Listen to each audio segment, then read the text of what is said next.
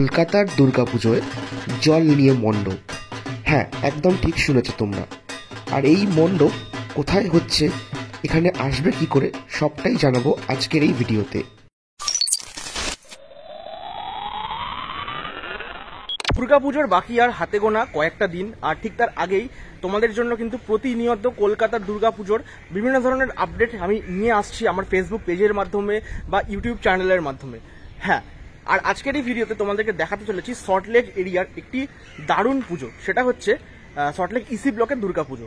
এই পুজোটি 49 বছর ধরে চলছে, মানে এই বছর 49তম বর্ষে পদার্পণ করেছে। অলরেডি আমি চলে এসেছি ইসি ব্লকের কাছে। আর এই যে পিছনের মাঠটা দেখছো, এখানে কিন্তু দুর্গাপুজোটা হয়ে থাকে প্রত্যেক বছর। আর আজকে স্পেশালি তোমাদেরকে এই ভিডিওতে তুলে ধরতে চলেছি এই পুজোটির প্রস্তুতি পর্ব।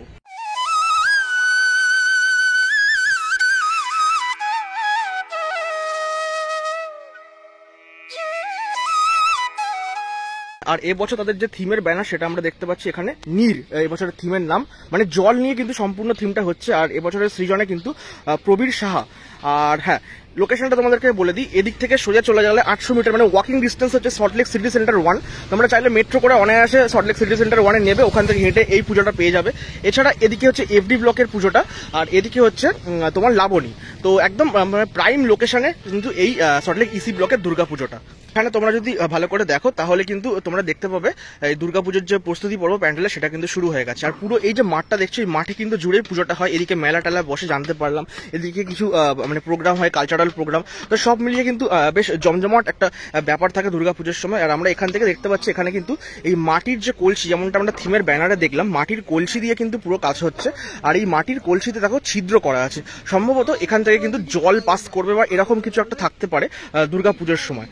আর ভেতরেও সমস্তটাই মাটির কলসি দিয়ে কাজকর্ম চলছে। আর সম্পূর্ণ প্যান্ডেলটা কিন্তু ওপেন প্যান্ডেল হতে চলেছে। এখানে দেখো দাদারা এই তক্তা কাটিং এর কাজকর্ম করছে, মানে প্যান্ডেলটা কিন্তু আরো বেশ কিছুটা হয়তো ইলাবোরেট হবে। আর এই দিকে আমি দেখতে পাচ্ছি এইগুলো বিশেষ করে আমরা ওই পাতকুয়া করতে গেলে এই ধরনের যে জিনিসপত্রগুলো স্পেশালি দেখেছি ব্যবহার হতে, সেগুলো কিন্তু এখানটা ব্যবহার হচ্ছে। এখানেও কিন্তু জল সার্কুলেটিং কিছু একটা ব্যাপার থাকলেও থাকতে পারে।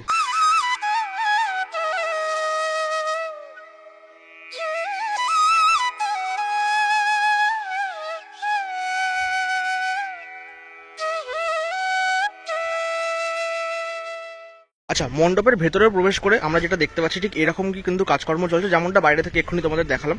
সম্পূর্ণটাই মাটির কলসি দিয়ে কিন্তু পুরো থিমটা করা হয়েছে। এবং ওপরে তোমরা যদি এই ওপরের যে কলসিগুলো আছে যেগুলো সেটিং করা হয়েছে, সেগুলো থেকে কিন্তু জল পড়তে চলেছে সম্ভবত দুর্গাপুজোর সময়।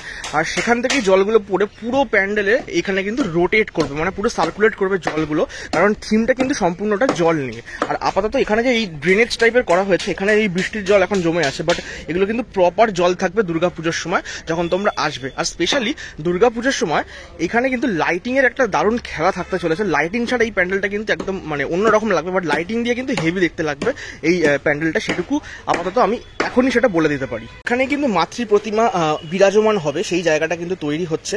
আর এখানেও সম্পূর্ণটাই ওই মাটির কলসি যেটা দিয়ে কিন্তু তৈরি করা হয়েছে। আর আমরা এখানে সম্ভবত এবছর সাবেকি প্রতিমা হয়তো মেবি দেখতে পারি, কেননা এবছরের থিমটা কিন্তু খুব মানে আমাদের মানুষের কথা বলছে বা সমাজের যে সচেতনতা জল নিয়ে সেটার কথা বলছে। তো সেটারই কিন্তু কাইন্ড অফ রিফ্লেকশন আমরা প্রতিমাতে দেখতে পারি। ওর উপরের দিকে আপাতত প্যান্ডেলটা দেখতে পাচ্ছি যেমন নর্মাল যেমন বাঁশের বা বাটামের স্ট্রাকচার হয় সেরকম।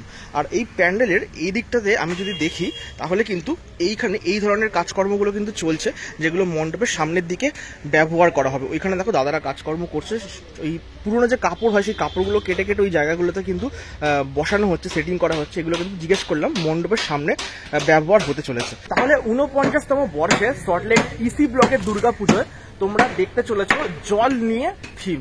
আর জলই জীবন, আর এই জলকেই আমরা অপচয় করছি কোথাও না কোথাও। সেই সমস্ত কিছুর একটা যে সামাজিক বার্তা, সচেতনতার বার্তা, সেই সমস্ত কিছু আমরা এই প্যান্ডেলে দেখতে পাবো। অবশ্যই দুর্গাপুজোয় এই সল্টলেকে যদি পুজো দেখতে আসো তাহলে এই ইসি ব্লকের পুজোটা মিস করো না। পাশেই যেমনটা একদম শুরুতে বললাম এফডি ব্লকের পুজো আছে, একদম অনেকগুলো বড় বড় পুজো কিন্তু তোমরা এখানে দেখতে পেয়ে যাবে, যেমন এফডি, ইসি, ঠিক আছে? তো সমস্ত কিছু দেখতে পেয়ে যাবে। আর আজকের এই ভিডিওটা কেমন লাগলো ডেফিনেটলি কমেন্ট বক্সে জানাতে ভুলো না। ভালো লাগলে চ্যানেলটা সাবস্ক্রাইব করতে ভুলো না, আর অবশ্যই কমেন্ট করে জানিও তোমাদের কেমন লাগলো। চলো দেখা হচ্ছে পরবর্তী ভিডিওতে। আজকের মতো এখান থেকে বিদায় নিলাম।